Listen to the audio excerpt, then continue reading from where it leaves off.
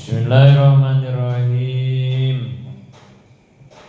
Tadi kita masih membahas menjamin keselamatan hewan. Salah satu aturan agama, aturan Islam yang ditetapkan oleh Allah, tujuan kebaikannya adalah agama sangat menjamin keselamatan hewan binatang. Termasuk tadi iyakum wal maslah walau bil kalbil akur. Gak boleh kita nyiksa hewan walaupun terhadap anjing. Tadi kita masih sedang membahas masalah anjing dan kambing. Dilihat dari segi keberkahan. Kenapa? Karena berkah ini sangat penting. Ilmu kalau nggak berkah nggak ada gunanya. Harta kalau nggak berkah nggak jadi apa-apa. Rumah tangga kalau nggak berkah pusing yang ada, masalah terus. Jadi berkah ini luar biasa. Penting harus kita ketahui dan kita usahakan agar apapun berkah, termasuk umur kita. Umur yang berkah itu umur yang bisa dipakai kebaikan, berarti gitu. Ziyadatul khair. Berkah itu adalah tambahnya kebaikan. Sesuatu yang berkah adalah sesuatu yang kebaikannya nambah-nambah gitu ya. Atau kita suka membahasakannya walaupun sedikit kalau berkah cukup gitu. Tapi walaupun banyak kalau nggak berkah kurang, bahkan nggak jadi apa-apa. Maka penting itu berkah. Kamu ngaji, ya kalau pinter alhamdulillah. Kamu hafal segala ilmu kitab alhamdulillah. Tapi kalaupun tidak, otak kamu seadanya, memahami ilmu nggak bisa banyak, nggak apa-apa. Tapi yang penting walaupun ilmunya sedikit berkah gitu. Nah, ini sangat penting, harus kita upayakan. Keberkahan itu harus diraih, harus kita dapat. Tadi salah satunya mencium tangan guru, memandang wajah guru, itu salah satu meraih keberkahan gitu ya. Nah, kemudian tadi contoh lain tentang keberkahan itu ada seperti seekor anjing dan kambing. Padahal secara beranak anjing lebih banyak dibanding kambing. Secara angka kematian banyakkan kambing matinya daripada anjing. Tapi secara populasi, mengapa yang lebih banyak itu kambing dibanding anjing? Padahal secara logika lahirnya kambing sedikit, banyakkan anjing anaknya. Kematian banyakkan kambing dibanding anjing. Tapi kenapa populasinya, jumlahnya sekarang jadi banyakkan kambing? Kan harusnya mah anjing dong kan gitu ya. Nah, berarti ini tanda hewan yang berkah adalah hewan kambing gitu. Padahal secara keilmuan anjing dan kambing lebih pinter anjing. Secara jalur keturunan lebih mulia anjing. Secara tampang lebih bagus anjing. Artinya apa? Ilmu gak ngejamin sesuatu jadi barokah. Keturunan gak ngejamin menjadi berkah. Apalagi cuma tampang. Lalu pertanyaannya, apa yang membuat kambing berkah? Nah itu. Udah ada yang tahu belum? Kali ada yang searching di Google? Gak ada Google-nya juga ya. Ini walaupun dari binatang kalau baik ya kita harus contoh ya. Ini ilmu soalnya kan ya. Walaupun keluarnya dari pantat ayam, kalau putih ambil.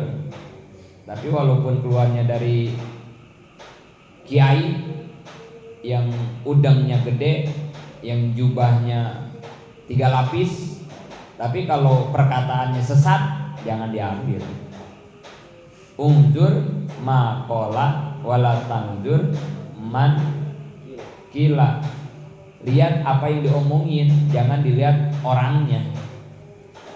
Karena kita nggak butuh orang ya. Yang kita butuhkan adalah perkataannya.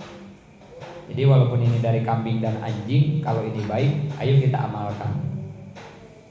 Ternyata rahasia kambing itu berkah. Kenapa anjing kagak berkah? Padahal secara data harusnya anjing ya yang harus lebih hebat lah gitu ya. Karena semua dia didukung.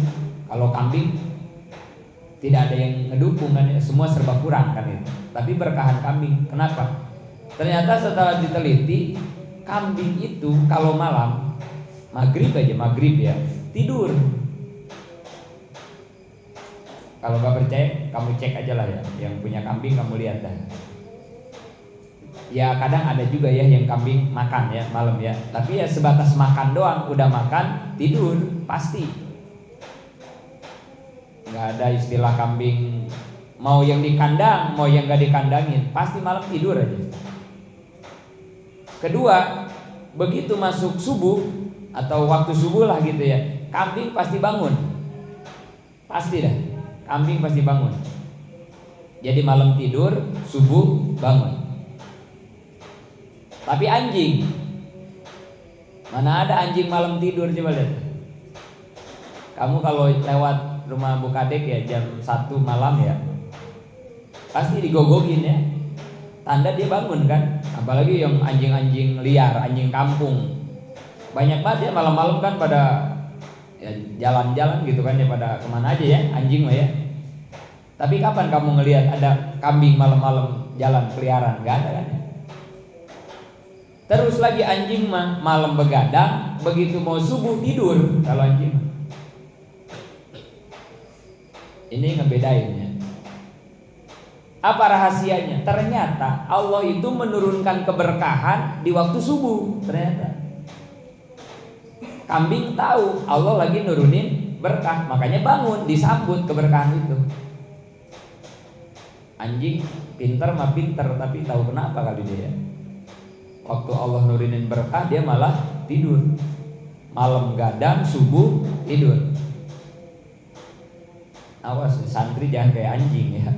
Nanti kagak dapat berkah, nauzubillah ya. Kalaupun kita begadang atau kayak bulan puasa atau apa, kalau kita nggak kuat mau tidur, usahain tidurnya di waktu duha ya. Jadi kalau pas subuh banget jangan tidur. Pokoknya beres subuh, mau subuh jangan tidur, tahan. Nanti kalau mau tidur pas udah suruk ya, begitu udah terbit matahari. Nah itu dimaafkan lah kalau tidur jam segitu ya. Ya walaupun jelek kalau tidur pagi itu jelek ya. Karena emang keberkahan lagi diberikan sama Allah. Nah itu ternyata kenapa kambing menjadi binatang yang berkah. Gak habis-habis dikonsumsi oleh orang banyak. Karena dia selalu bangun subuh ternyata ya. Apalagi yang berkah, ayam. Ayam mah ngebangunin, bahkan ya jam 3 udah bunyi ya Maya. Subuh pasti udah turun ayam. Berkah ayam. Gak habis-habis ya ayam. Tapi jadi nyambung nih kalau ke ayamnya ya. Udahlah kita ngajinya kebun binatang aja ya. Dari kambing, anjing, sekarang ayam. Ayam itu sempat protes ayam ke ibunya. Bu, enak ya jadi manusia, kata dia gitu. Kenapa? Detailnya banyak katanya. Ada al-ustad, ada al-mukarrom, ada sarjana, banyak ya orangnya, detailnya banyak banget kan ya. Banyak banget detailnya dah. Ada insinyur, banyak. Enak ya kata anak ayam ke emaknya jadi manusia ya, detailnya banyak katanya gitu. Ada chef, ada kalau pelatih apa dipanggilnya pelatih? Coach ya, coach, pelatih. Banyak dah. Tapi kalau kita nggak ada detailnya ya Bu, kata ayam gitu ya. Apa kata ibunya? Tenang, nak, tenang. Manusia memang waktu hidup detailnya banyak, tapi ketika mati detailnya satu doang. Almarhum, udah. nggak ada titel lain ya, mau dia profesor, mau MPD, SH, MBG kali ya. Tetap aja kalau udah mati nggak dipanggil titelnya almarhum, udah. Tapi kita nak, kata ayam ya, waktu hidup memang kita miskin titel, tapi kalau kita udah mati titel kita seabrek-abrek. Dari mulai ayam geprek, kemudian ayam penyet, kemudian fried chicken, kemudian banyak ya ayam kalau udah mati ya sebutannya ya. Ayam bakar, banyak dah ya.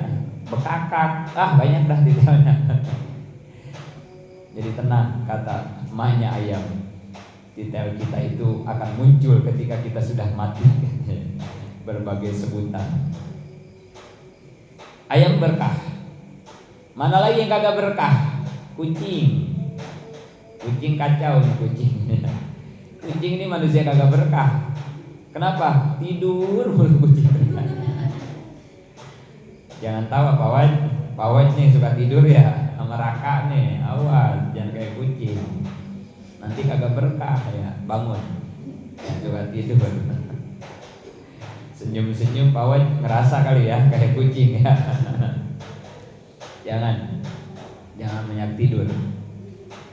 Tapi bicara tidur, ternyata di akhir zaman kata ulama lebih bagus tidur katanya akhir zaman.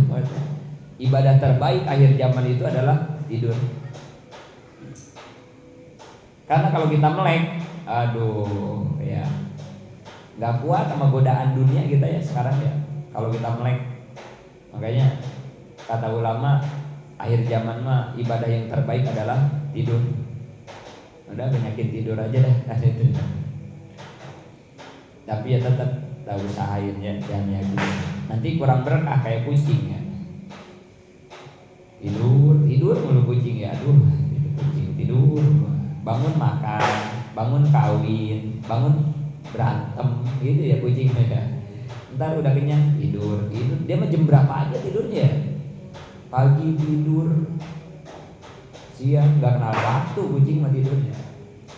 Makanya kurang berkah kucing mah ya. Padahal beranaknya banyak gak kucing? Banyak. Tapi ayam sama kucing banyakan mana? Ayam dikonsumsi, kucing kagak dikonsumsi ya. Gak pernah banyak kucing mah ya. Sebanyak-banyaknya gak ngalahin ayam ya. Karena emang kurang berkah kucing mah ya. Banyakan tidur ya. Penting sekali keberkahan itu ya. Harus kita gapai. Apapun hidup kita harus berkah. Terus J, menjamin kepentingan umum. Terakhir nih, jaminan di dunia yang terakhir dari agama ya. Wala tufsidu fil ardi ba'da islahiha. Jangan kamu membuat kerusakan di bumi setelah Allah memperbaiki. Ini salah satu perintah dalam Quran bagaimana kita harus menjaga kepentingan umum, nggak boleh sabotase, nggak boleh jadi perusak.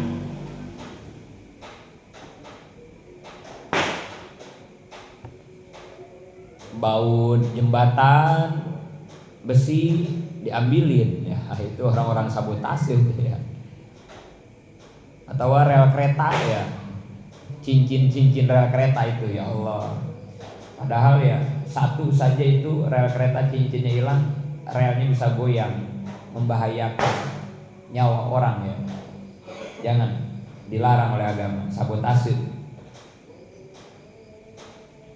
Kamera CCTV rumah orang dikeprak-keprak ya, aduh ya. Jangan ngerusak. Termasuk kalau santri piring, dispenser, awas ya. Emang tangan santri itu terbuatnya dari apa kali ya?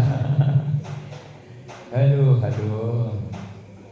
Pintu WC jangankan dari plastik ya, dari besi aja jebol sama santri mah. Apalagi keran, keran mah umurnya paling 2 hari keran mah ya, patah pokoknya. Tahu terbuat dari apa? Santri itu yang aneh dua, bukan aneh lah, istimewa aja ya, jangan aneh. Santri itu punya 2 keistimewaan dalam organ tubuhnya. 1 tangan, kedua lisan, lidah. Ini tangan santri. Wah, luar biasa tangan santri ya. Makanya kemarin Umi beli itu tuh yang buat masak nasi itu ya. Kata Abi, sebenarnya Abi udah sempat jengkel juga ya beli perabotan itu karena rusak mulu. Udah lah Mi, gak usah beli lagi, udah biarin. Tapi Umi gak betah, beli. Nah, yang ini kata Abi perjanjian. Kalau ini mau beli jangan ditaruh di DPU, kata Abi. Taruh di sini aja udah, jangan di DPU. Karena kalau di DPU paling keren 3 hari. Udah 3 hari penyok itu pasti. Kalau ditaruh di DPU penyok gitu. Alhamdulillah ditaruh di sini malah ada awet ya. Itu keistimewaan tangan santri itu ya, luar biasa ya. Wah, itu aja meja ini meja plastik. Korbannya udah berapa ya? Ada yang semplak ya, ada yang diapain, Abi kagak ngerti ya. Tangannya terbuat dari gergaji mesin apa-apa gitu ya, tangan santri itu ya, luar biasa. Apalagi mobil Abi mah, udah spionnya ke pinggir udah kan. Itu tangan-tangan kreatif santri itu luar biasa ya. Kadang mah di kacanya ya ditulisin, kaca belakang ya, lope apa aja gitu. Abi ngaji kan ke Majelis Taklim, dibaca kan sama jamaah kan ya. Aduh ini Pak Ustadz mobilnya kok banyak banget lope-lope. Aduh, blon baret udahlah. Luar biasa itu istimewa tangan santri. Yang kedua, lisan santri, lidah santri itu istimewa. Gak ada lidah yang kayak lidah santri itu gak ada. Apa istimewanya? Makan sama apa aja santri. Jadi kayaknya mengandung roiko nih, mengandung roiko penyedap atau apalah gitu ya. Makanya Abi paling enak ngejawab sama orang tua yang suka masukin anaknya, suka mesen, Pak Ustadz anak saya di rumah susah makan. Nah itu, suka ada yang gitu orang tua ya. Tenang Bu, tenang Bu. Urusan remeh temeh susah makan mah buat santri mah nggak berlaku. Susah makan mah lapar santri mah ya, nggak bisa. Namanya kan sistemnya juga sistem gugur kan sama santri mah kan ya, nggak bisa. Ya sehari 2 hari mungkin susah makan, tapi kalau kesononya udah nggak bisa. Nggak ada cerita santri susah makan, nggak ada. Dan itu ya istimewanya, apa aja makan santri enak aja enak ya. Apalagi di Huda, parah ya di Huda ya. Kalau Burobato nih, entar nih kalau di Ramadan nih, aduh parah itu. Apalagi bagian di kantor pusat, udah sendal jepit, apa aja ya. Bikin sayur, kalau buat sayur ini sahur ya. Itu jahil-jahilnya itu. Ini bukan santri, ini udah pengurus semua. Jadi kan dipiket, yang bagian masak sahur tuh dipiket. Namanya orang bangun tidur kan gitu ya. Itu jahil-jahil apa aja itu, sendal jepit, apa aja dipotong-potongin, disatuin sama sayur tahu sama apa gitu. Bangun tidur, makan gelap kan, remeng-remeng, gak cuci muka kan. Lagian kalau makan cuci muka dulu kumur-kumur kurang sedap kan ya. Jadi nggak bercampur dengan itulah biji-bijinya kan. Tapi enak aja ya Mas, enak aja ya. Apalagi dulu mah ya di Huda, zaman-zaman apa kita makan di batok ya dulu ya. Di batok buat itu mandi ya, karena takut kehabisan nasi kan. Piring kagak punya ya santri sama lah. Batok buat mandi, di batok makan di batok, nyeduh mie di batok kan. Di Miftahul Abidin mah nggak ada lah ya. Tapi kalau di Huda Masya Allah, plastik yang buat makan tuh plastik yang bening. Emang habis makan dicuci? Enggak. Gulung-gulung taruh di jalur suci. Di atas tuh di erang-erang jalur suci. Besok makan gelar udah. Nggak pakai cuci kelamaan ya. Tapi sehat aja santri ya. Dasar malaikat sih ngejaganya ya. Minumin air keran juga aman aja santri ya. Luar biasa. Tidur nggak pakai apa-apa ya. Dijaga malaikat. Itu istimewa santri. Tangan dan lisan, mulutnya lah gitu ya. Itu istimewa itu santri. Nggak ada yang punya itu. Selesai jaminan di dunia. Nah kemudian bagaimana untuk jaminan di akhirat? Agama menjamin apa? Ada 2 ini ya untuk di akhiratnya. Pertama akidah. Barang wasiqal ladzina kafaru ila jahannam jumara hatta idza ja'uha futihat abwabuha wa qala lahum khazanatuha alam ya'tikum rusulun minkum yatluna 'alaikum ayati rabbikum wa yunzirunakum liqa'a yaumikum hadza qalu bala walakin haqqat kalimatul azabi 'alal kafirin. Agama menjamin keselamatan kita bukan hanya di dunia tapi di akhirat juga. Mana buktinya? Ini urusan akidah. Ingat-ingat ya, jangan lupa ini ilmu dasar. Kemarin rukun agama berapa? 3. 1 iman, 2 Islam, 3 ihsan. Iman itu urusannya dengan apa? Akidah. Islam ibadah, ihsan akhlakul karimah. Tapi dari yang 3 ini, akidah, ibadah, akhlakul karimah, yang terpenting mana? Akidah ya. Yang kedua ibadah, baru akhlak. Kenapa akidah? Karena hanya dengan akidah keselamatan dan kebahagiaan kita di akhirat terjamin. Iman, akidah, tauhid, hanya ini yang menjamin kita selamat masuk ke surga Allah ini. Miftahul jannah la ilaha illallah. Kuncinya surga, miftahul jannah, kunci surga. Kalau miftahul abidin apa? Kalau miftahul jannah pesantren Mang Ruston berarti wo. Pesantren Mang Ruston miftahul jannah itu kunci surga. Kalau miftahul abidin kunci apa? Hah? Ibadah. Kunci ibadah. Kalau miftahul huda kunci petunjuk. Luar biasa guru kita wajengannya ngasih nama Miftahul Huda, kunci petunjuk. Siapa yang pengen dapat petunjuk, kuncinya ada di Miftahul Huda gitu. Ngaji ke sana pesantren pasti dijamin hidup kita punya petunjuk. Kalau pengen ibadah ya ke sini ke Miftahul Abidin ya. Kalau pengen masuk surga ke Mang Ruston. Miftahul Jannah ya. Miftahul Jannah, kunci surga adalah la ilaha illallah. Kalimat la ilaha illallah. Itu disebut kalimat apa? La ilaha illallah. Kalimat thayyibah, kalimat tauhid, kalimat tahlil. 3 ya. La ilaha illallah itu punya 3 nama.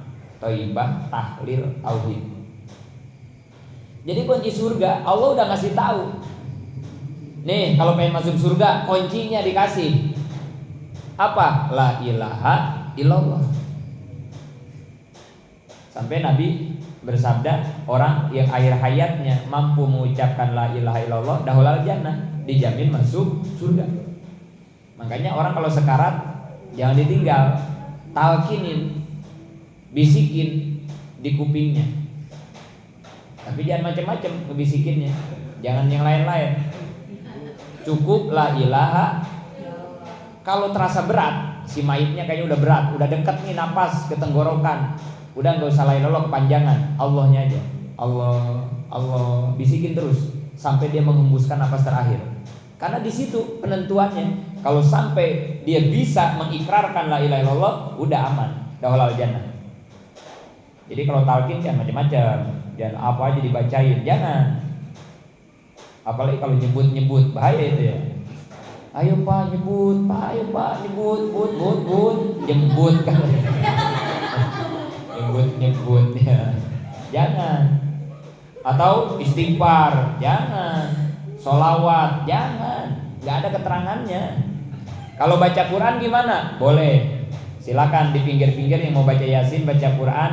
Atau kalau yang susah sakarat bacanya surat apa? Kalau orang susah mati dibaca ini surat apa? Ar-Ra'du. Ya, Ar-Ra'du. Kalau Yasin mah itu biasa baca ya. Tapi kalau yang susah meninggal bacainnya Ar-Ra'du. Surat Ar-Ra'du baca. Jadi kalau ada yang mau baca Quran boleh di pinggir-pinggir baca Quran, Yasin apa aja. Tapi yang talqin harus ada. Minimal 1 orang di kupingnya ya. La ilaha illallah. Kalau enggak Allah, Allah gitu. Karena itu penentunya. Itulah kunci surga. Allah ngasih kunci neraka enggak sama kita? Makanya kalau kita sampai kagak masuk surga, kebangetan ya. Kuncinya udah dikasih dan kita saat ini sudah la ilaha illallah, masa kagak masuk surga ya? Habis sholat kita la ilallah, la ilaha illallah mulu kita ya. Ada yang mati la ilaha illallah, la ilaha mulu kita. Kebangetan ya kalau kagak masuk surga ya. Kalau sampai masuk neraka kacau itu ya. Nggak punya kunci neraka kok bisa masuk neraka, aneh ya. Tapi ada juga yang nyeleneh. Kenapa? Orang kagak punya kunci neraka kok ada yang masuk neraka? Oh, Ustadz, kayaknya neraka nggak ada pintunya. Ada aja orang nyelenehnya ya. Surga mah memang dikunci karena spesial. Dikunci surga mah, tapi kalau neraka mah katanya nggak dikunci katanya. Ya aneh ya, orang dikasih kunci surga tapi masuk ke neraka, aneh ya. Emang kamu punya kunci neraka? Nggak ada lah, Allah nggak ngasih kunci neraka ya. Jadi akidah yang menentukan. Bukan ibadah, bukan ya. Bukan sholat, bukan ngaji, bukan. Tapi akidah, tauhid.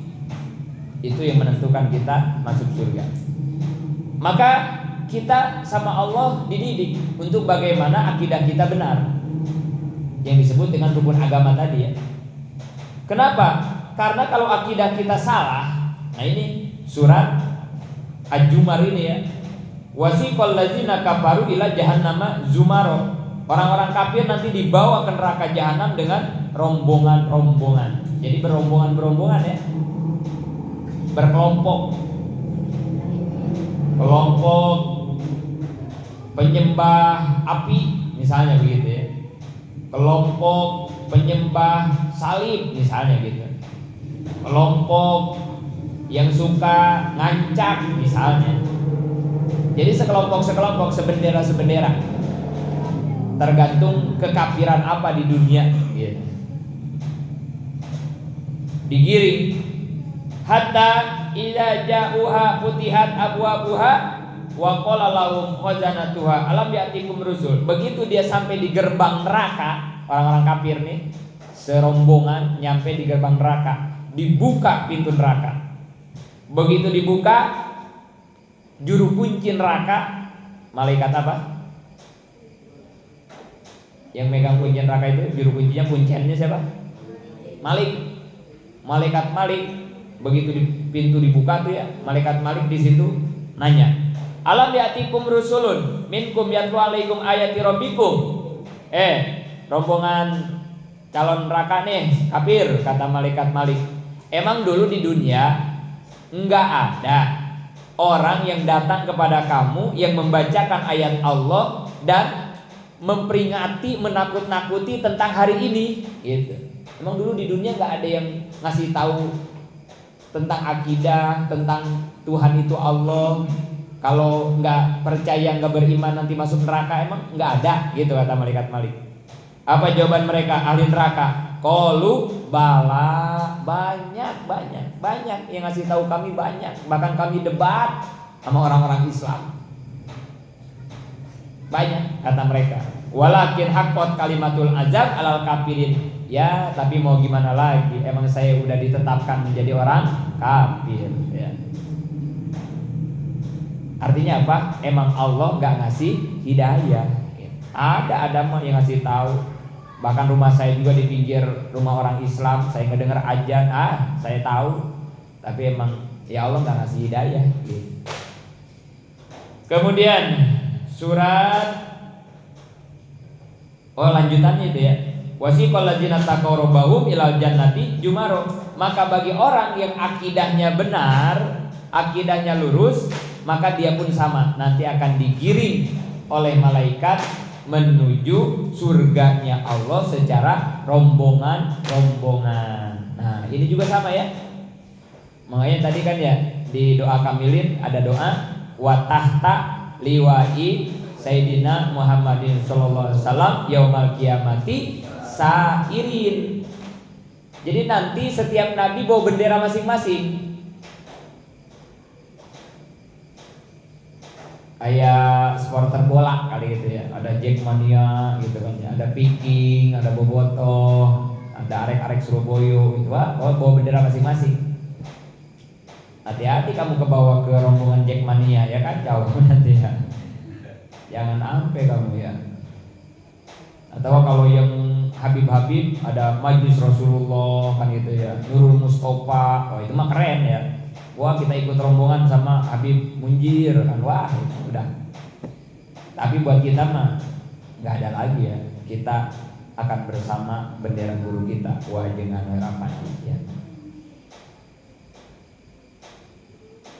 Jadi rombongan-rombongan Nabi Muhammad punya bendera, Nabi Adam, semua para nabi pada punya bendera.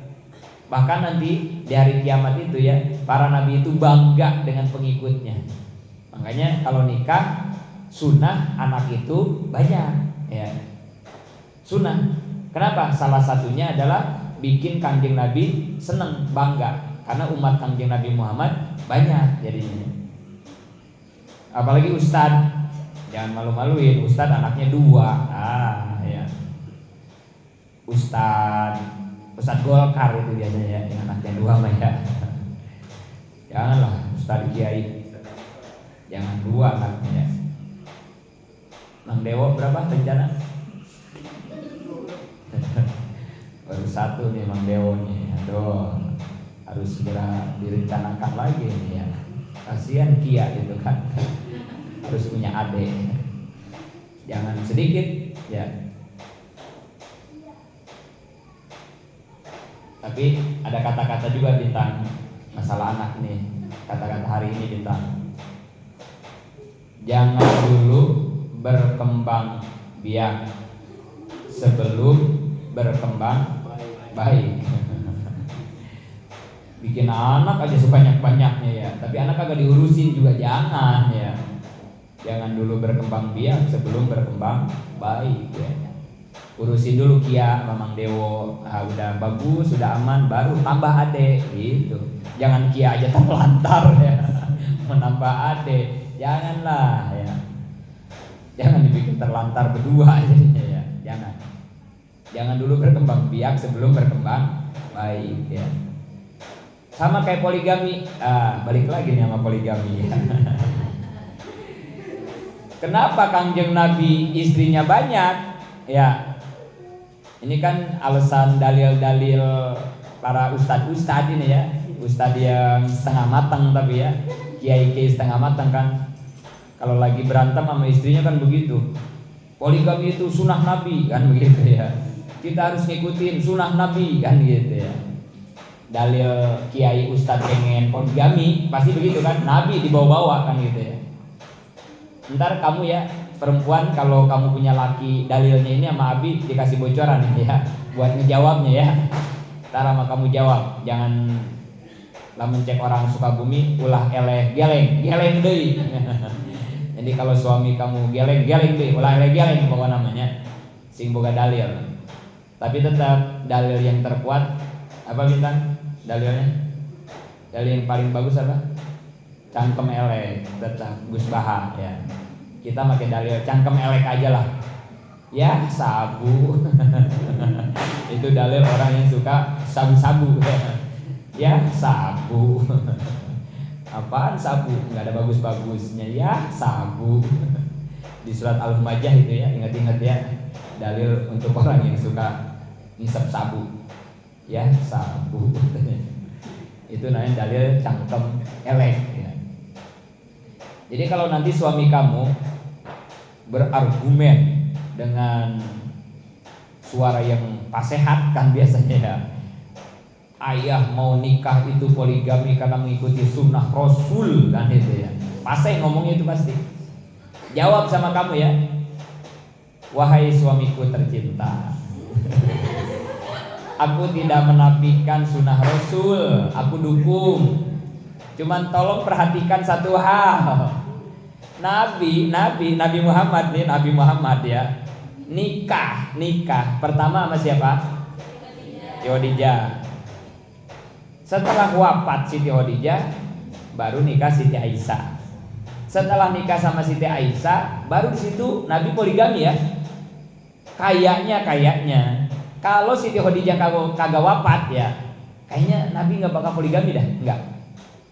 Itu satu ya, dalilnya itu satu ya. Artinya apa? Ayah suamiku tercinta kalau mau nikah nanti ya nunggu mama mati.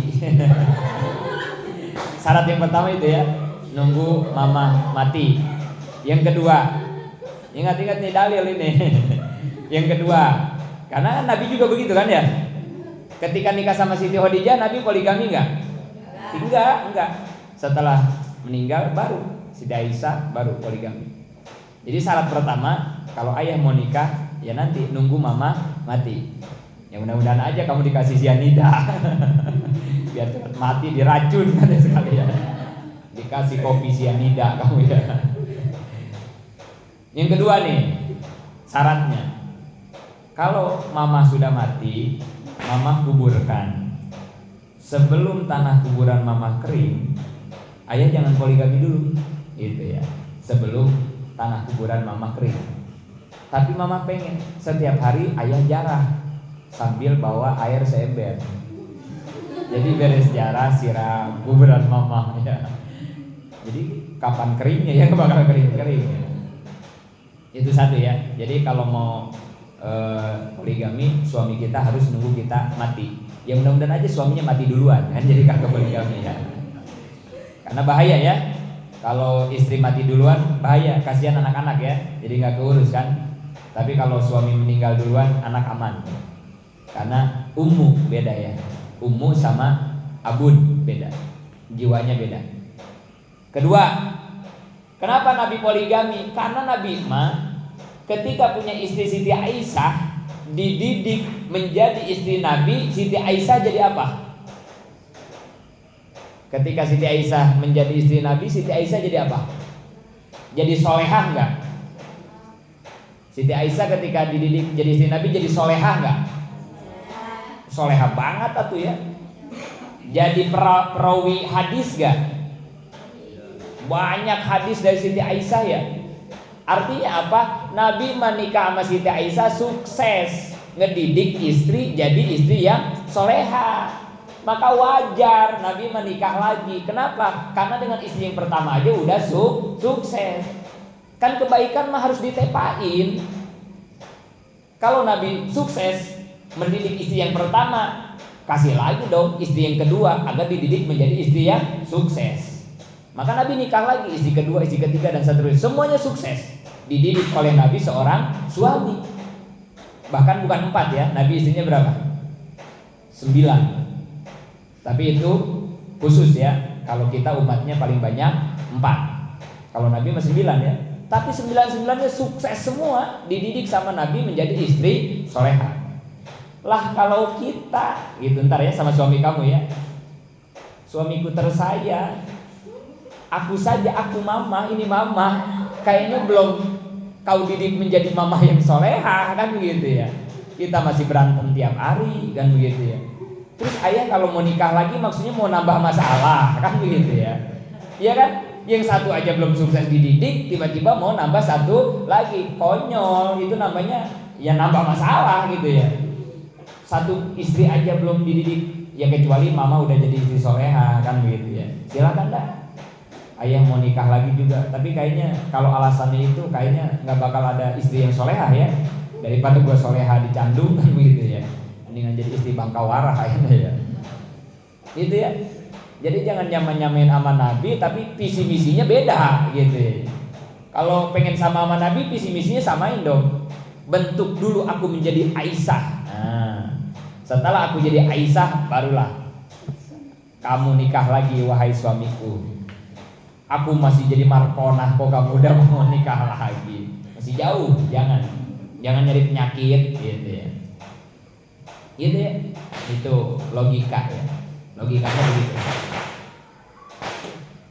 Buat mematahkan dalil-dalil para suami yang pengen nyandung ya. Jangan bikin masalah. Sama kayak tadi, memang para ustadz itu harus banyak anak. Salah satu alasannya emang gak ada kerjaan lain kan gitu ya. Apalagi kerjaan ustadz gitu ya. Pakai sarung, pakai jubah, pakai kolor, udah ya. Musim hujan nggak kemana-mana, ya mau ngerjain apa lagi kan gitu ya. Kalau bukan budidaya manusia. Ayo kita kembang biakan manusia kan gitu ya. Nggak ada lagi kan kerjaan kecuali Mang Dewo mah berangkat jam 6 pulang jam 6 ya. Nyampe rumah capek ya. Mohon maaf teh mama, ayah capek. Wajar, Mang Dewo mah anaknya satu. Lah Abi, kerjaan apa kan itu ya. Ya wajar, Abi mah anaknya 6 ya. Enggak ada kerjaan. Ketemu Umi lagi ya udah ayah we digarap. Enggak ada lagi ya kerjaan Ustaz, udah budidaya manusia udah ya. Budidaya lele susah. Budidaya ikan gurame susah. Budidaya kambing susah. Udah budidaya anak aja ya. Tapi tadi ya, ingat kata-kata hari ini. Jangan dulu berkembang biak sebelum berkembang baik ya. Jangan nambah anak kalau yang satu aja belum soleh kan itu ya. Benerin dulu anak yang satu. Kalau udah aman nambah lagi gitu ya. Yang satu aja bangkawara mau nambah lagi pusing nantinya. Jadi kita yang tahulah kapasitas kita ya. Kita kuatnya berapa anak gitu. Jadi nanti setiap para nabi bawa bendera masing-masing. Bawa bendera. Pimpinan kita semua bawa bendera, termasuk guru kita nanti. Ya kalau kamu berarti nanti dibawa bendera Abi gitu ya. Karena kan kamu mesantren di Abi. Nanti Abi bawa bendera Miftahul Abidin gitu. Bawa di alam mahsyar di akhirat. Yo mana yang santri Miftahul Abidin, alumni-alumni semua ikut di belakang Abi. Ntar Abi baru merapat ke guru Abi, ke Wajengan. Karena Abi dari sana. Ntar Wajengan merapat ke gurunya, Ya pastinya kita sampai dengan benderanya Rasulullah pasti. Asal kamu jangan pindah aliran ya. Nanti beres dari Miftahul Abidin kamu ikut Wahabi lagi misalnya gitu ya. Nanti kagak nyambung kalau begitu mah ya. Kamu nyari-nyari bendera Miftahul Abidin gak bakal ketemu. Kalau kamu keluar dari Miftahul Abidin ikut gerbong lain gak bakal ketemu ya.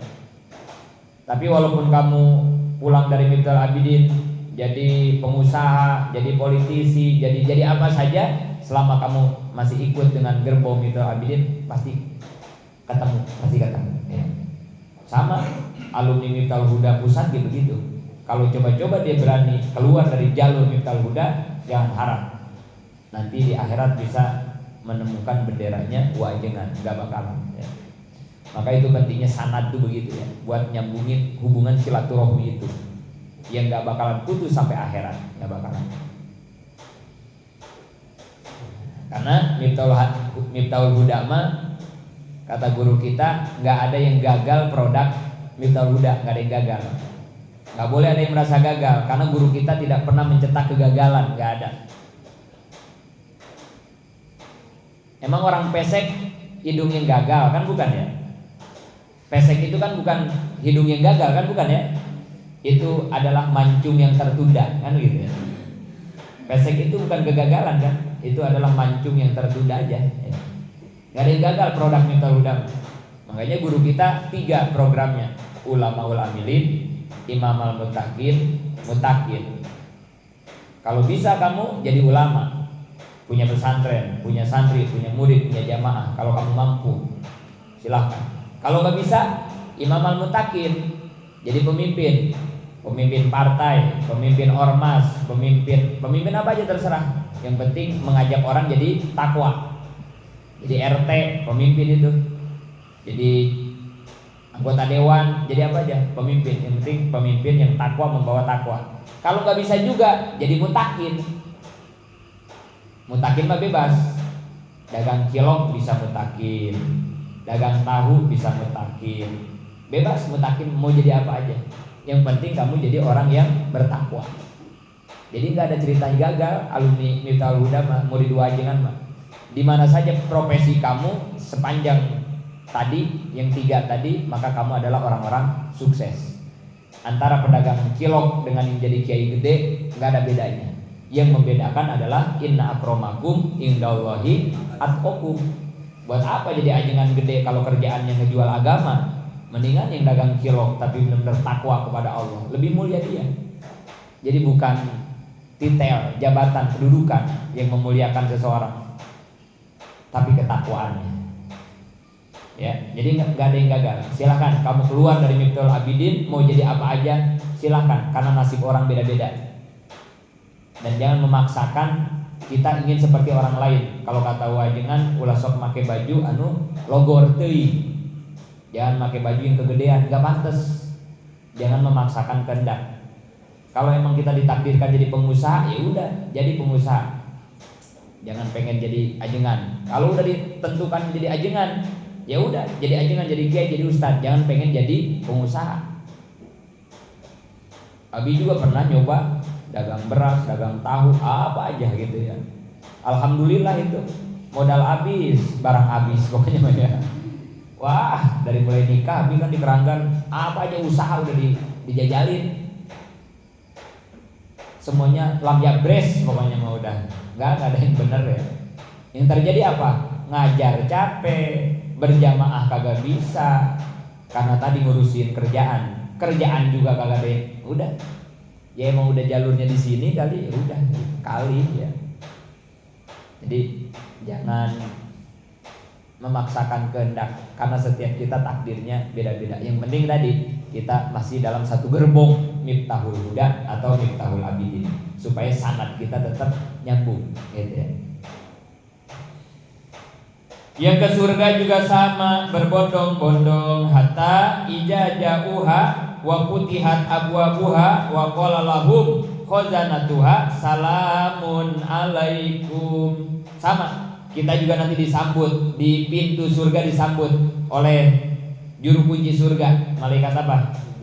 Ridwan. Disambut. Apa kata malaikat Ridwan? Salamun alaikum, selamat bagi kalian semua, sukses, selamat gitu. Kamu sudah sampai ke titik akhir tujuan hidup manusia, yaitu surga. Selamat gitu kata malaikat Ridwan. Tibtum fadkhuluha khalidin. Bagus. Silakan masuk, kamu akan abadi kekal selama-lamanya di surga. Ya.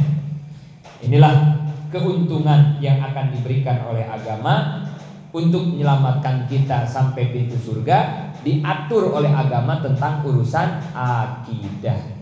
Kedua, nggak cukup akidah doang. Yang kedua adalah ibadah. Karena di Quran begini ya, ya ayyuhalladzina amanu, kesononya biasanya di Quran begitu kalimatnya, ya ayyuhalladzina amanu wa amilus solihan, kesononya begitu kan ya. Hei orang yang beriman dan beramal soleh. Iman urusan akidah, amal soleh urusan ibadah. Ini udah satu paket. Tapi tetap yang menentukan surga adalah akidah. Amal soleh, ibadah, ini untuk apa? Untuk memperlancar seseorang masuk ke surga, gitu ya. Kalau begini bisa nggak? Beriman doang tapi tidak beribadah, misalnya ya. Beriman doang tapi tidak beramal soleh, masuk surga nggak? Masuk. Cuma nanti karena dia tidak ibadah, tidak punya amal soleh, dosanya banyak, mau nggak mau, wayahna harus dibersihkan dulu di api neraka. Siapa yang mau ke surga pakai transit dulu di neraka ya? Nauzubillah ya. Tapi ini kadang suka dijadiin plesetan juga kali ya. Nggak apa-apa lah, saya banyak dosa mabuk, penting saya beriman. Biarinlah saya ke neraka dulu juga. Ada gitu ya. Jadi neraka dianggap apa sama dia? Hanet-hanet kuku apa kumaha maksudnya? Gitu ya. Disangkanya api neraka teh anget-anget kali begitu ya, disangkanya kali ya. Sehingga dia kayak tadi, yang penting kan saya beriman, pasti masuk surga. Gak apa-apalah ke neraka. Oh gak apa-apa ke neraka kan begitu ya Allah. Seringan-ringannya siksa neraka itu paman Kangjeng Nabi, Abu Lahab. Bukan Abu Lahab. Siapa? Abu Thalib. Seringan-ringannya itu ya. Jadi Abu Thalib itu kan sampai meninggal tidak masuk Islam ya. Paman Nabi itu kan tidak masuk Islam. Itu hal yang paling menyedihkan buat Nabi ya. Paman yang begitu membela Nabi tapi meninggal tidak masuk Islam. Akhirnya saking kasihannya kanjeng Nabi sama pamannya, diludahin semua badannya itu. Diludahin sama Nabi, berharap supaya nggak kena siksa api neraka. Cuman sayang, pas ngeludahin kukunya, di bawah kuku ini ada kotoran. Makanya ya dalam fikih nggak boleh kita kan kuku panjang itu ya. Selain kalau wudhu nggak sah, kalau ada tai kukunya kan. Apalagi kalau hitam-hitam ya. Dan itu salah satu kisahnya ketika Nabi ngeludahin pamannya, pas di bawah kuku ada kotoran, jadi nggak nyerap tuh ludah kanjeng Nabi. Akhirnya pas dibakar di api neraka, itunya doang yang tembus, dari situnya doang yang tembus, tapi yang ngegelotok otaknya. Padahal yang dipanasin ininya doang, badannya semua aman karena udah diludahin Nabi, tapi yang ngegolak-golak adalah poloknya. Bisa dibayangin ya, panas, nggak bisa dibayangin maksudnya, nggak bisa dibayangin panasnya api neraka, nggak bisa. Gak ada bandingannya. Karena api yang di dunia ini sebelum diturunin ke dunia direndam di airnya juga ribuan tahun. Ini api yang sekarang kita pakai di dunia ini ribuan tahun direndamnya juga. Jadi ini mah udah jauh banget dah bandingannya neraka ya. Artinya apa? Jangan pernah kita berpikiran gak apa-apa ke neraka dulu ya, naudzubillah ya. Jangan mau gitu ya. Karena gak bakalan kuat lah pastinya sakitnya siksa neraka. Nah maka itu selain beriman kita harus beribadah supaya ke surga langsung, nggak usah ke neraka dulu. Makanya amanu wa amilus sholihat. Setelah beriman beramal soleh, ibadah namanya ya. Terus pasal 6 hukum adat. Alhamdulillah selesai pembahasan tentang hukum syara. Bagian yang kedua sekarang hukum adat. Ini harusnya hukum akal dulu ya. Karena kan setelah hukum syara yang terkuat adalah hukum akal, baru hukum adat. Tapi di sini hukum adat dulu penjelasannya mah. Barang takrif hukum adat. Ittisalun indar tibati sababi wal musababi bitakaruri ma'a sihatin takholubihi wa adami tasirihi. Yang disebut hukum adat pertama ittisal. Ittisal itu kontak persambungan. Maka sesuatu yang apabila antara penyebab dan musabab tidak saling berhubungan bukan adat. Contoh perkataan orang ngomong karena ujung pagar menjorok ke rumah, si pemilik rumah menjadi sakit. Padahal antara ujung pagar dengan pemilik rumah nggak nempel kan, nggak ittisal ya, nggak ada kontak sambungan ya. Ketetapan tersebut adalah bid'ah. Dan apabila ada yang demikian itu hanya kebetulan. Pertama yang disebut hukum adat. Hukum adat mas syaratnya harus ittisal.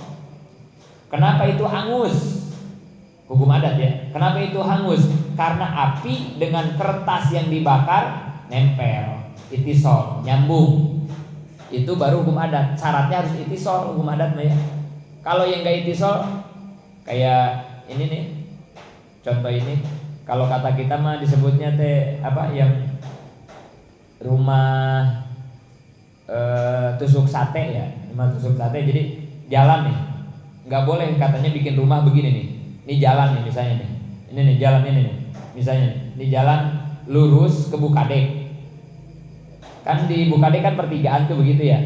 Nah jangan bikin rumah itu pas di depan jalan ini. Jadi jalan ke rumah dia tuh langsung tusuk sate ya disebutnya, tusuk sate begitu. Itu katanya jangan tuh bikin rumah begitu katanya. Jangan pas lurus sama jalan gitu. Kalau di pinggir jalan mah kan nggak apa-apa ya. Ini mah kalau ada jalan lurus, nah kita nggak boleh tuh katanya. Nah itu kan nggak nyambung, nggak ittisal, bid'ah disebutnya. Hal-hal kayak begitu tuh bid'ah. Jangan gitu ya. Atau kalau lagi istri lagi hamil Jangan ngebelit-belitin sorban di leher gitu ya. Jangan ngebelitin anduk di leher. Nanti anaknya kelilit ari-ari, nggak nyambung. Orok di perut emaknya yang ngelilitin sorban bapaknya kan itu ya. Nggak itisol itu, bid'ah. Ya. Ini kalau nggak dikaji tauhidnya banyak yang salah di sini akhirnya. Jadi banyak perilaku bid'ah yang dilakukan jadinya ya. Banyak itu ya, pituah-pituah orang tua apalagi. Waduh, apalagi nggak hamil. Tapi kalau ada itisolnya, ada ininya mah nggak apa-apa ya, nggak apa-apa. Ada persambungannya nggak apa-apa. Ini nggak boleh kalau nggak ada persambungan.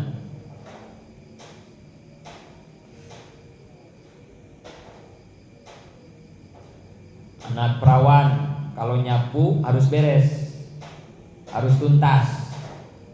Jangan setengah-setengah atau masih ada yang ketinggalan. Nanti suaminya berewokan gitu. Boleh tuh nyapu begitu katanya. Apa urusannya menyapu memberewokan gitu ya? Ya kalau secara kebersihan nyambung ya, jelek lah nyapu begitu. Harus tuntas, jangan ada yang nyisa. Jadi intisal itu pertama. Dua, irtibat indar kibat al musabbab wal musabbab, yang berarti antara sebab dan yang disebabi ada kaitan. Maka walaupun nyambung tapi tidak ada kaitan yang konkret, tidak termasuk kepada adat. Seperti seseorang pakai batu cincin Sulaiman, lalu orang tersebut menjadi kaya, padahal antara kekayaan dan pakai batu cincin tidak ada kaitan yang konkret, gak rasional. Maka penetapan ini bukan adat karena irasional. Andai kata hal tersebut ada, itu hanyalah kebetulan. Kemudian syarat yang kedua irtibat. Irtibat itu ada kaitan, ada fungsi. Contoh, walaupun itisol, tapi kalau tidak irtibat bukan adat. Kayak orang pakai cincin, namanya cincin Sulaiman gitu ya. Pokoknya kalau kamu pakai cincin Sulaiman ini, kamu dagang apa juga laris gitu ya. Kira-kira kalau orang pakai cincin Sulaiman itisol enggak? Itisol, secara itisol nempel kan? Antara cincin sama badannya nempel kan? Terus dia dagang kan gitu ya. Tapi enggak irtibat. Emang cincin fungsinya buat bikin kaya orang? Kan bukan. Fungsinya cincin buat apa? Perhiasan. Ya. Fungsinya buat perhiasan kan, bukan bikin kaya orang. Kecuali cincin abi. Nah, cincin abi mah fungsinya keren loh. Ntar yang mau abi kasih ya. Udah jarang dipakai itu soalnya tapanya juga lama itu. Udah di berapa gunung itu mah abi. Gak bakal sembarangan abi kasih itu, ntar orang-orang yang pilihan aja ya. Itu cincin abi ya, cincin abi nih. Kalau kamu lagi makan ya, kamu makan keselak, tawal mencek orang Tasik halabhab, non, mendahar kabehelan, iya, kabehelan, keselak, bahasa kita apa? Keselak kok, kabehelan naon ya, bahasa Indonesia. Kabehelannya, mensundanya kabehelannya, lagi makan terlalu kencang makannya cepat kan kabehelan. Kalau bahasa Bekasi naon kabehelannya? Keselak ya? Ya cekukan lah kayak gitu ya keselak. Itu kalau kamu makan kabehelan ya, itu cincin abi, itu cincin abi ya. Masukin aja ke gelas, isiin air aja, diminum, dijamin pokoknya. Kabehelannya leungit langsung ya. Tuh hebatnya cincin abi itu ya. Yang kedua nih, kalau kamu pakai cincin abi ditaruh di telunjuk jangan salah, taruh di telunjuk. Kamu berdiri aja di pinggir jalan. Itu tuh bus-bus yang suka ngangkut karyawan atau apa tuh yang di Padurenan itu ya. Kamu berdiri, kamu tunjuk aja begitu tuh. Bus segede apapun berhenti. Kalau kamu pakai cincin abi. Sakti cincin abi mah. Makanya abi nggak berani pakai, ngeri gitu. Belum lagi daya pikatnya. Itu cincin abi itu kalau dipakai sangat memikat pokoknya. Abi kalau pakai cincin itu ya, jalan aja ke mall.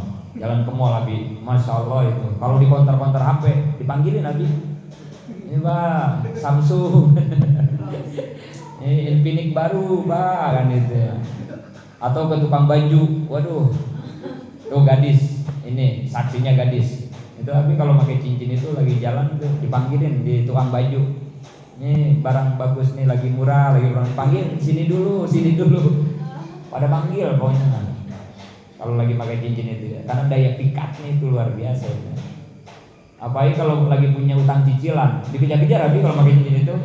Pokoknya dikejar-kejar, dicari habis kemana juga itu ya, diteleponin gitu ya. Kalau cicilan habis nunggak gitu, udah kacau. Kayaknya nggak berani, nggak dipakai-pakai itu. Ntar aja lah, habis warisin lah sama yang pantas itu cincinnya, karena nggak sembarangan itu ya. Khasiatnya luar biasa itu cincin. Jadi harus ada irtibat ya, ada fungsi. Karena apapun kalau bukan fungsinya kan bahaya. Silet, cutter, tajam apa kagak? Tajam banget. Secara tajam. Setajam-tajamnya cutter dipakai nebang pohon kelapa bisa nggak? Kenapa? Nggak bisa, karena bukan fungsinya, bukan irtibatnya. Cutter mau tajam gimana dipakai nebang pohon kelapa ya kagak bisa. Kampak tajam apa kagak? Tajam mana kampak sama si ini cutter? Cutter lah. Tapi kalau kampak dipakai ngerok kumis, itu kampak kamu pakai ngerok kumis ya, hilang sama gigi-giginya ya. Bukan fungsinya. Kampak buat nebang pohon kelapa, silet buat ngerok kumis, gitu fungsinya. Jadi harus irtibat, adat ada kaitan. Kalau gak irtibat gak bisa. Terus bitakarur itu adalah persambungan tersebut harus sering terjadi. Adat mah begitu ya, ketetapannya teh harus sering terjadi. Maka kejadian yang sifatnya insiden tidak termasuk adat. Seperti mujizat itu bukan adat, karomah bukan adat, sihir bukan adat itu ya. Nanti disebutnya khawariqul adat ya di depan. Jadi kalau adat mah yang sering, yang biasa terjadi, dibacok, berdarah, dibakar, angus, makan, kenyang, ngaji, ngerti. Nah itu adat semua itu begitu adat. Proses adat mah begitu. Di mana-mana yang dibakar, angus, adat baru disebutnya. Karena sering terjadi adat mah. Kebiasaan adat. Ma'asihati tahallupihi, persambungan tersebut bisa gagal. Dari materi ini muncul disebut khawariqul adat, seperti yang dibakar tidak angus, dibacok tidak luka. Nanti penjelasan khawariqul adat di depan. Jadi adat mah bisa gagal. Ini nih, pahami. Jadi adat mah bisa gagal, harus diyakini. Seperti Nabi Ibrahim, dibakar nggak angus. Seperti orang Banten yang main debus, dibacok agak luka. Nya Habibnya di Banten gitu kan. Mang Habib juga kan orang Banten, kayaknya dibacok nggak mempan Mang Habibnya. Karena masih darah Banten. Ntar aja cobain kalau lagi tidur ya, bacok sama Habib dah. Ya kan, kalau debus temempan ya Habibnya, kebalnya. Iya, debus Banten itu kan ada yang diginiin ke itu ya, ke lidah golokan, ada yang tangganya, ya mungkin ada trik juga mungkin itu ya, aya trik nauge mungkin gitunya. Tapi nu kebal ge aya kan ya, ada. Jadi begitu, nggak usah aneh ngelihat adat mah ya, karena dia memang bisa gagal. Kayak kemarin Abi bilang, kata adat orang yang ngaji itu kan harusnya ngerti. Gitu kan ya. Orang kalau ngaji itu harusnya paham, ngerti, bisa. Tapi kan ada ya santri yang ngaji kagak ngerti-ngerti kan, ada kan ya. Udah didengerin, udah diapalin, tetap aja bebel. Ada kan. Santri itu disebut santri apa? Khawariqul adat berarti ya. Berarti itu santri-santri khawariqul adat. Kalau ngaji kagak bisa-bisa ya. Hebatan adat apa khawariqul adat? Maka kamu harus bangga ya kalau ngaji kagak ngerti kan. Saya santri khawariqul adat. Keren. Lu mah ngaji bisa, biasa itu mah ngaji bisa mah. Nih gua warikulil adat, ngaji kagak bisa-bisa, ngapal kagak bisa-bisa. Gua yang keren mah warikulil adat. Dibacok mempan mah biasa, yang keren mah dibacok kagak mempan, warikulil adat. Kamu gak sama kan kalau ngaji kagak bisa-bisa, warikulil adat sama ya. Yang umur 25 kawin mah biasa ya. Umur 27 kawin biasa. Jadilah kamu yang warikulil adat yang kagak biasa. 40 tahun saya belum nikah. Nah, saya bujang warikulil adat. Keren ya warikulil adat. Yang jarang warikulil adat. Jadi bisa gagal proses adat. Wa adami tasirihi, adat tidak mempunyai kemampuan untuk menciptakan sesuatu kejadian. Hangus yang terbakar bukan karena api, kenyang perut setelah makan bukan karena makanan, turunnya hujan bukan karena mendung, melainkan karena kekuasaan Allah semata. Walaupun proses adat itu terjadi, ingat ini akidah Ahlussunnah ya. Walaupun proses adat itu terjadi, ingat kejadian itu, hasil itu bukan oleh proses adat. Harus kita yakini itu tetap menjadi kehendak Allah. Kalau ada orang dibakar angus, kalau ada orang dibakar angus, itu angus bukan karena kekuatan api, bukan. Tapi memang Allah aja berkehendak hangus. Nah, ini akidah Ahlussunnah harus begitu ya, keyakinan ya. Kalau ada yang ngaji bisa, itu bukan karena gurunya pinter, bukan karena otak kamu encer, bukan. Emang Allah aja ngasih pinter.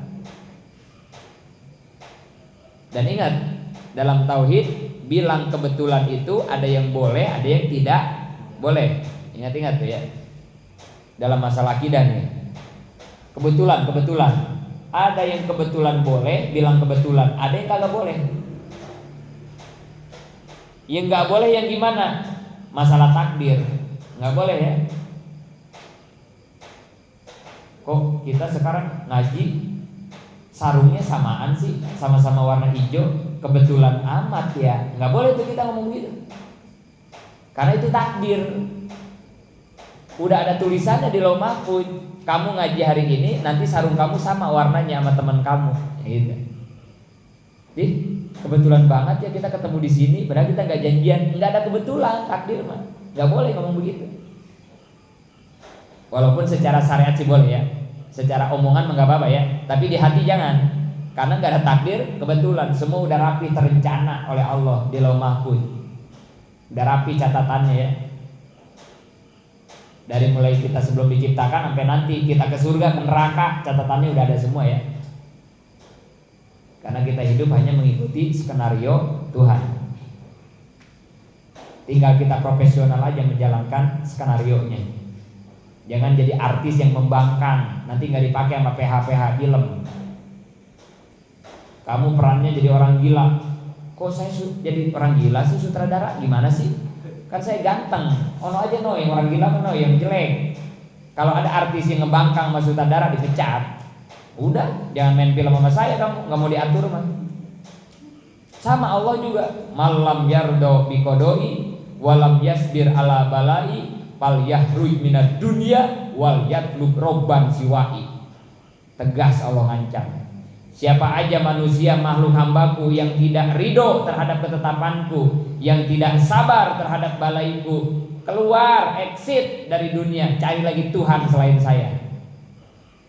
Mau kemana kita dari Tuhan? Diusir dari dunia, mau pindah kemana kita? Ke Garut. Garut dia masih dunia Allah ya. Kalau diusir sama sutradara mah gampang, sama produser. Diusir dari PH1 gampang, masih banyak PH film yang lain ya. Produksi film masih banyak. Tapi kalau Allah yang udah ngusir, mau kemana kita? Itu, kayak begitulah hidup kita ya. Nih, skenarionya udah jadi, ditulis sama Mas Hanung apa? Namanya siapa? Hanung penulis skenario film, Mas Hanung ya. Hanung apa namanya? Bramantio ya. Mas Hanung Bramantio. Skenarionya udah rapi ditulis. Begitu udah rapi ditulis, Itunya apa yang suka dibagiin ke artis tuh? Ya naskahnya. Kalau di film tuh apa namanya? Ya naskah itu ya dibagiin kan. Pawaj, ini bagian kamu. Jaki, Bintang, apalin masing-masing. Kan begitu kan ya? Udah diapalin masing-masing, syuting. Pawaj, kamu jadi kiai ya perannya. Jaki jadi jawara ya. Bintang jadi orang kaya ya. Raka jadi anak pungut kamu ya. Tiba-tiba Raka protes sama Abi selaku produser yang membiayai film. Tega amat sih Bi, saya jangan jadi anak pungut lah. Saya jadi kiai biar Pawaj yang jadi anak pungut. Dipecat pasti Raka. Kamu jadi artis nggak mau diatur, sono udah kamu diusir ya sama saudara ya. Terima aja. Kata Allah, kamu jadi orang kaya, kamu jadi ustadz, kamu jadi orang sakit-sakitan, kamu jadi jomblo, kamu ya terima aja. Kalau kita nolak, dipecat kita sama Allah. Tapi pada dasarnya ini gaji artis yang 4, nanti kalau udah beres syuting sama gak gajinya? Yang jadi anak pungut segitu honornya, jadi sama. Yang penting mereka semua yang berempat memperankan perannya masing-masing secara profesional. Jabatan mah gak ada artinya. Namanya juga lagi main film. Dunia ini kan cuman mataul gurur, lahun wala ibun, hanya permainan. Wa mal hayatud dunya illa lahun wala ibun. Sama kayak syuting. Entar kalau udah beres permainannya, kamera action, main. Kalau udah beres apa? Cut. Udah, asal udah bilang cut, ya udah selesai. Yang tadi Pawaj, kiai gede, yang tadi Jaki, jawara ditakuti, yang tadi Raka cuman anak pungut, begitu cut semuanya sama, almarhum. Udah. Tadi kata anak ayam, kata mak ayam kan begitu ya. Apa yang kita banggain? Lagi syuting doang keren. Wih, Pawaj kiai gede pakai udangnya segede ban Vespa. Wah, keren, lagi syuting keren. Masih hidup di dunia keren, ada yang jadi gini jadi keren. Kalau udah cut, udah mati, ya sudah. Apa yang kita banggakan? Semua sama titelnya almarhum. Jadi yang hebat itu adalah bagaimana kita memerankan peran kita yang telah Allah berikan sesuai skenario yang telah ditetapkan dengan profesional. Supaya apa? Nanti ketika ada SCTV Award, kan suka ada SCTV Award kan? Penghargaan artis terpopuler, bintang tamu wah kan gitu ya. Nanti kita di sana dipanggil. Cuman nanti bukan SCTV Award, di alam masar bukan SCTV Award. Mungkin apa namanya? Allah Subhanahu wa taala Award aja kali gitu ya. Iya, nanti di alam masar dipanggil. Ini adalah hambaku yang tersabar, kategori manusia tersabar. Maju. Ini penghargaan. Ini adalah terkonaat misalnya gitu, maju. Ini tertawakal, semua ada. Jadi penghargaannya jangan dipinta di sini. Untuk apa kita minta di sini? Enggak waras lah ya, masih syuting kok. Saya penghargaan saya mana? Enggak bisa lah. Nanti penghargaan mah kalau udah film kamu ditayangin di bioskop, penontonnya banyak, baru polling kamu tinggi baru. Jadi jangan ngarep-ngarep penghargaan lagi syuting, nggak benar. Sekarang kita lagi syuting, lagi bermain kita ini sekarang di alam dunia. Ayo profesional semuanya.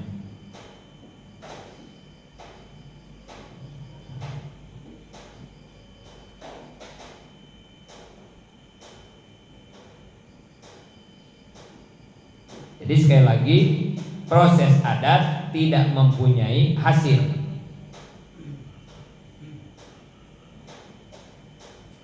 Hanya secara omongan boleh.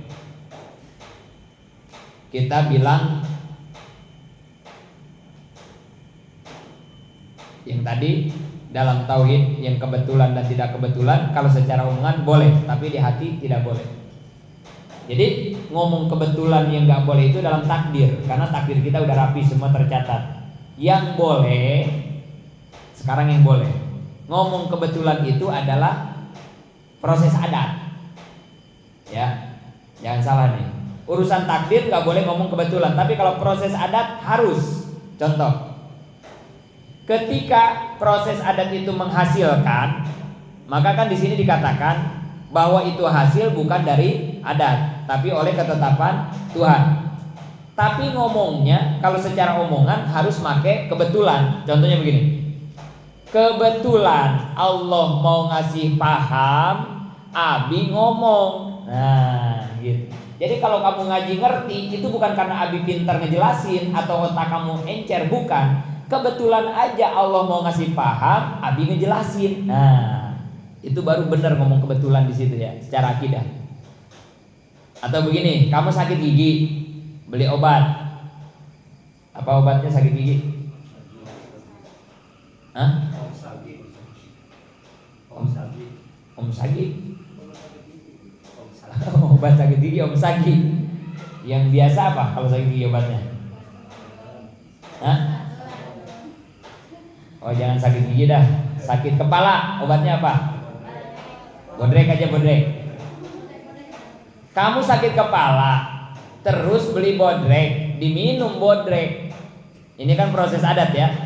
Diminum bodrek, sembuh. Awas, jangan kamu yakini kesembuhan dari bodrek, jangan. Tapi kamu harus meyakini kesembuhan dari Allah. Hanya kebetulan. Nah gitu. Kebetulan Allah mau nyembuhin sakit kepala kamu, kamu minum bodrek. Itu baru benar ngomong kebetulan di situ. Jadi ada dua ya dalam tauhid, yang nggak boleh bilang kebetulan sama yang boleh bilang kebetulan. Yang nggak boleh dalam takdir, yang boleh dalam proses adat. Perhatikan contoh nomor 2 pada halaman 7 tentang sunatullah. Oh ini artinya kalau Allah mau melakukan sesuatu yang di bawah kemarin ya, Allah bikin objektif gitu ya. Sunatullah itu ya. Kemarin tuh yang 4. Api sama yang dibakarnya nyambung, terus kertas yang dibakarnya jangan ada penghalang, jangan basah. Nah baru Allah bikin angus. Tarif adat tersebut merupakan dasar hukum adat, dan dari adat ini lahir beberapa ilmu dari proses adat ya. Akhirnya ada beberapa ilmu. 1. Ilmu nabatat, tumbuh-tumbuhan, flora. Kemudian hayawanat, ilmu hewan disebutnya fauna. Ilmu jamadat, hayat, ilmu teknologi. Kemudian ada lagi ilmu pertambangan disebut geologi. Dalam hal ini hukum syara menetapkan fardu kifayah. Seseorang dari orang Islam menguasai ilmu tersebut. Fardu kifayah berarti itu ya, yang sekolah tuh harus ada orang Islam yang paham tentang ilmu flora, fauna, teknologi, geologi. Wajib ya, tapi kifayah. Maka hendaknya kita sebagai umat Islam harus menjadi pelopor dalam menguasai ilmu-ilmu tersebut. Setidaknya 1 orang dari 1 daerah harus ada. Jadi yang sekolah mah jangan banyak-banyak ya. Kita mah terbalik, yang pesantren dikit, yang sekolah terbalik kita. Harusnya mah yang sekolah 1 kampung 1 RT 1, karena padu kifayah. Tapi kalau ngaji akidah Islamiyah padu ain, harusnya semua pada pesantren. Cuman ya inilah salah kaprah masyarakat kita ya. Sampai situ nanti kita lanjutkan hukum adat wajib jamak. Allah a'lam bishawab.